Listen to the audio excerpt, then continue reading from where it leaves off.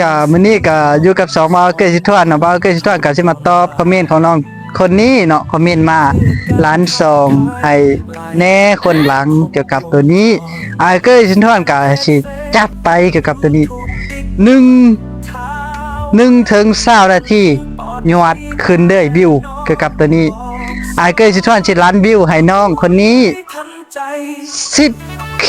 หรือว่า10,000 วิวเนาะครับตัวนี้ไอ้เกยช่วยกับร้านให้เนาะจัดไปก่อนทุกคนสิเบิ่งคลิปน่ะก็เบิ่งคลิปให้มันจบเดี๋ยวจังคอยกดใจแล้วก็คอมเมนต์บันทึกรายการโพสต์แล้วก็กดแชร์พร้อมทั้งดีโพสต์เฮ็ดเดี๋ยวนี้แม่สองตนเองว่าบ่หลังไอ้เกยช่วยก็บอกเด้ว่าเบิ่งคลิปบ่จบอย่าพากดเบิ่งคลิปบ่จบมีแต่กดแล้วก็ผ่านไปแนวนี้สองตนเองบ่มีวันสิหลังหรอกก็ขอขอบใจสำหรับคอมเมนต์ตัวนี้บ๊ายบาย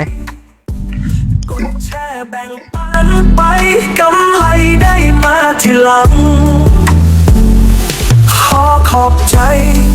ผู้มาใช้บริการ